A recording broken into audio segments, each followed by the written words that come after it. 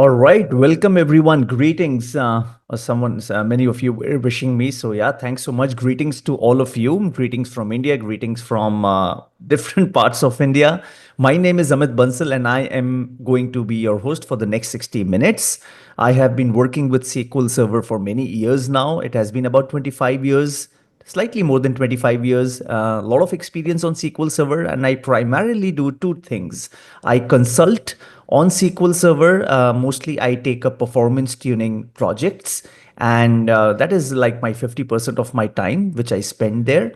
The remaining 50%, what I do is training, developing learning content, delivering master classes, and doing these webinars for the community. Whatever I learn in my consulting projects, I try to bring them to my learning so that my learning content is real world. That's pretty much about myself. I am also a Microsoft certified master of SQL Server. And yes, a lot of work around SQL Server. That's all I know. I know SQL Server. I don't know AI. I don't know Fabric. I don't know a lot of things in Azure and whatnot. I only work with SQL Server. And I specialize in troubleshooting, performance tuning, query tuning, and optimization. Now, today's topic is SQL Server 2022 new performance features. And there are so many things to talk about. And I was wondering, what can I really do in about 45 to 50 minutes? Something very crisp and precise. So I thought, okay, this is a good slide, which is available with Microsoft documentation. And I've picked it up from there so that I can just talk about a few things and straight away jump into the demonstration.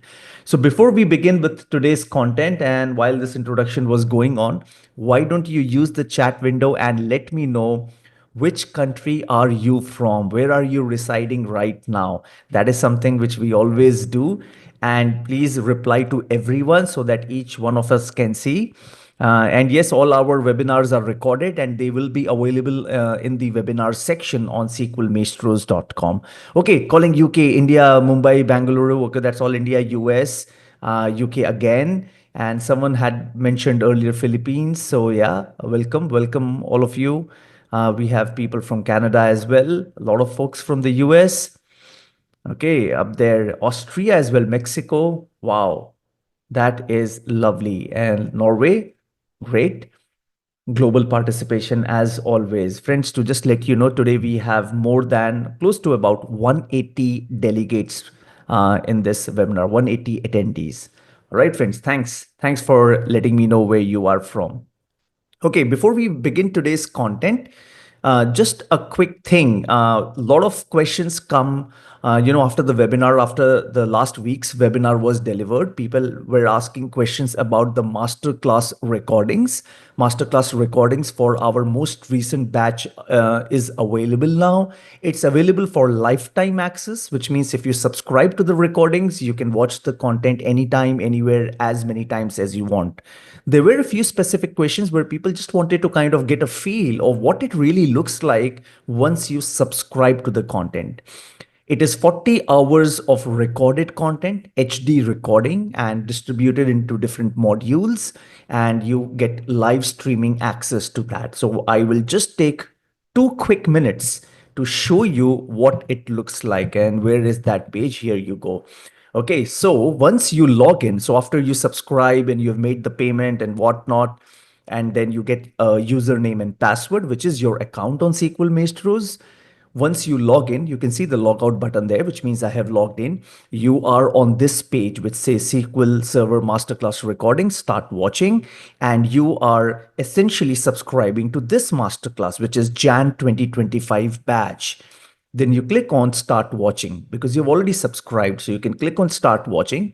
When you click on start watching, you come to this page, which will give you a breakup of all the sessions. There are supposed to be 10 sessions, but luckily, good for you, we had 12 sessions, which means the content was more than 40 hours. So starting from session 0, 1, 2, 3, 4, all the way to session 12. And the 14 modules that you see here, starting from 1 to 14 is distributed across each session. So each session is about 4 hours approximately. And then you have the link here, whichever session you want to watch. So let's say I click on session 8, which is about query tuning. So let's jump over to session 8. It will open up like this, where you can see module 9 query tuning and module 10 index tuning, which means I started off with query tuning and then a bit of index tuning was also covered. So what you see here is the complete embedded video, and you can see about 2 hours of content on this one. So that's video you can watch in this video screen. You can take it up in a new monitor or an extended monitor, or you could just run it full screen on this one. And then if you scroll down, there will be more content. So this is another 2 hours of video, and so on and so forth. Once you subscribe in the welcome email, you get a link from where you can download all the demonstrations and the scripts. That's pretty much it. There were a few questions about these things, so I thought, why not show this live to you in the webinar? Okay, I'm not going to take more of your time, so let's just quickly minimize this and jump back to the content. Yes, and people were, okay, we promised something on email that webinar attendees are going to get a special 70% discount code for this masterclass recording, which is this Jan 2025 batch. And the discount code is in your chat window. There you go. It's there in the chat window. Take a quick note of it. You could copy, paste this somewhere and keep it as safekeeping for limited time. This is available. And you can subscribe if you can use this discount code if you are willing to subscribe and dive deep into SQL Server performance tuning. Okay, someone says I have lifetime membership, but I did not find the script. Any support issue, just drop an email to contact@sqlmaestros.com and we will gladly assist you. Someone from the team will assist you. So yeah, it's our priority. So yes, Sharafat, please just drop an email to contact@sqlmaestros.com. Do you want me to type that email out there? Okay, there you go. That's the email ID. There you go. Contact or classes, anything should be fine. I would prefer you go to this one. Okay. There you go. Okay, so that's about the masterclass recordings, the discount code, and what it feels like. So I've just shown that to you step by step. Let's jump into the content for today, for which you have really come. Now, SQL Server 2022 new performance features. You know, there is this page by Microsoft. So let's just quickly go over to this page, which is, where is that page? And I should take the, okay. There you go. Okay, I wanted to take you to this page where there's a lot of information about what's new in SQL Server performance, SQL Server 2022 performance features, and bunch of things here.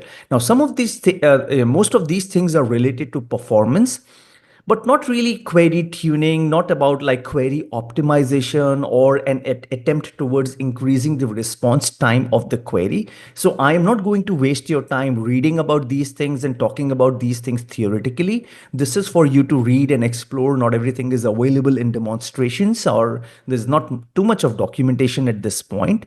My focus is going to be on query store and intelligent query processing, most precisely the intelligent query processing. And in this family of features, this is the diagram that I have taken. So let's go back to the PPT here. And in this family of features, you will see things started happening from SQL Server 2017 onwards. Then some new features and improvements were made in SQL Server 2019. And then comes SQL Server 2022. And you have all these color codings that you can see. My focus is on the optimizer feedback. And today I will focus on a few things about optimizer feedback, and the demonstrations are going to be around that.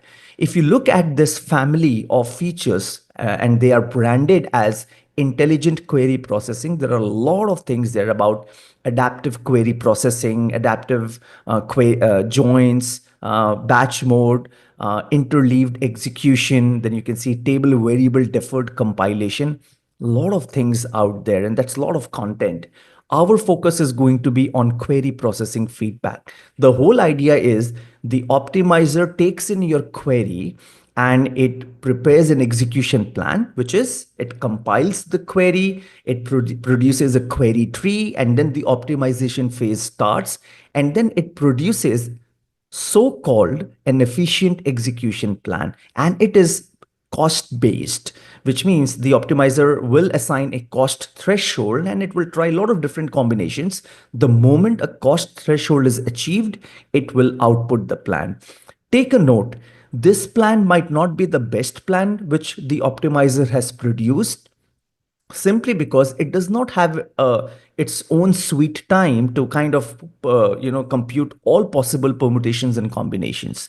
That is theoretically not possible because it has a limited time in which it has to balance, it has to strike a fine balance between the quality of the plan and the amount of time it takes to find that plan.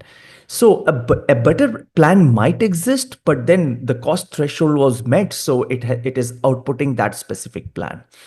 Now that execution plan might require certain tweaks. There might be possibilities that the optimizer has granted excess memory. There might be a possibility that the estimations have not been perfect. Might be a bit of inaccuracy out there. It might be possible that the optimizer chose a parallel plan, and by default, it is just assigning all the threads. It is consuming all the cores, up to 64 procs. So even a simple query is running with 64 threads, which might not be the right thing to do. All of these things can happen and has been happening. And the idea of giving the feedback back to the optimizer is that in the first execution, the optimizer is learning, the execution engine is learning from the execution and realizes that yes, there was extra memory granted, the estimations were not accurate, and this query really does not need so many threads. There's no value being added, or the runtime does not improve by throwing in more resources, which means more threads. So that feedback goes to the optimizer, and optimizer will make corrections. Now, when it is making corrections from second execution onwards, you will see the optimizer will scale down on a few things and those corrections will be applied. If there was extra memory granted, memory grant will come down. If there are more threads granted, those threads will come down, so on and so forth. That is what is meant by query processing feedback. And in this family of query processing feedback, you have cardinality estimate feedback, degree of parallelism feedback, and then what was earlier available in SQL Server 2017 and 2019, which is memory grant feedback. So you can, my focus for this webinar, and I can probably do a series of more webinars to cover this entire family. But for today, let's focus on query processing feedback. Okay. I am not here to just talk all good about SQL Server, all good about Microsoft. I will show you things that work and things that don't work. Or maybe they work, but just kind of in rare cases, in isolation. And there are too many criterias that the query might have to fulfill to kind of fit into this umbrella, which means a lot of these features also come with different caveats. And a very classic example is, the scalar UDF inlining. I'm just going a little off topic, but all I'm trying to tell you is all these features are good provided you meet the entry criteria. So for a scalar UDF to be eligible for scalar UDF inlining, there is a list of requirements. So sometimes you might see, oh, why this is not working, simply because the requirements were not met. So please be always aware of the caveats. Okay. So friends, let's continue now and let's jump straight into demonstration. So I'm going to switch over to the VM. Where is the VM? There you go. Okay, and I'm starting off with the VM. Okay, quickly, let's first do the memory grant feedback. Memory grant feedback is nothing new to SQL Server 2022, but just to set the context, then I will come to max, then I will come to C, cardinality estimator feedback, and then I will come to max stop feedback. So I'll jump over to the masterclass content here, and I'll just pick up a few demonstrations from here. I'm going to SQL Server 2012 new features, extras, and let's go to oh no, so memory grant feedback. There you go. This is where my memory grant feedback is. Let's open this query here. Okay. And I am going to use the wide world importers. Let's close the properties window. First, we will check and I'm going to read out the notes as well. These notes are written out here. So let's check the compatibility level of this database, wide world importers. Let's go and execute. And the compat level is 130. Okay. For all of this to work, the database compatibility level should be greater than equal to 140. That's the first requirement, right? So if we want memory grant feedback, let's make this 140 at least. So let's change the compat level to 140. All good. Now, how do you turn the memory grant feedback on and off? So this is a database scoped configuration. So these are new things that were introduced in SQL Server 2016 onwards. So a configuration that is specific to the database. The scope is database. So alter database scoped configuration, set batch mode memory grant feedback to either off or on. And just to and you can always use this to check whether these are right now on or off. And okay, let's just not bother about this. Let's make sure that this is turned off at the moment. Okay. Now problem, fetch the invoice details raised between 2013 and 15, run the query with actual execution plan enabled, and let's observe the memory grant, which is going to be about close to 70 megabytes. This number might change because of the different instances that we have. Let's turn on the actual execution plan from here, and let's go and execute the query now. Okay, so we will execute the query. I will jump over to the execution plan, and it is a parallel plan. One of the things you will observe that there is a sort operation going on here. Let's take the cursor over the select operator, and you can see that the memory grant which is consumed now is about 85 MB. So this was the extra memory that was assigned for this query execution. So keep this number in mind, 85. If you want to watch the remainder part of the webinar and all the remaining demos, you can subscribe to the webinar on sqlmaestros.com and get lifetime access to the recorded webinar. All you have to do is just go to sqlmaestros.com, click on the recorded webinar section and get access to all the webinar recordings. There are many of them. Some of these webinars are free and some of them are very nominally priced. So the ones that you're interested in, you can subscribe to them and get lifetime access. Now, because there are so many webinars, subscribing to each webinar might be a bit cumbersome. So we have another option, which is SQL Maestros membership. So the first link on SQL Maestros says join. If you click on that, it will bring you to SQL Maestros membership. Things are very simple. There are two membership levels. The first level is free, where you get access to all the free webinars and all our tutorials and demos, more than 200, 300 demos and tutorials. All you have to do is just become a free member. You're paying nothing and you get access to all of them. So you don't have to go and subscribe to each webinar individually. Just become a free member and then explore the free video lobby. So if you go to the video lobby here, there is something called as free content where you get access to all of that. But then all of us are interested in advanced content, isn't it? And that is where premium membership comes into play. So the webinars that are paid, and there are many advanced tutorials and demos. If you want access to all of them, you can become a premium member and pay a nominal price, which is annual membership. Once you do that, you can explore the premium video lobby. If you go to the premium video lobby from here, or just go to the video lobby and click on premium content, you can see all the paid webinars and all the advanced tutorials and demos and get access to all of them with your annual membership.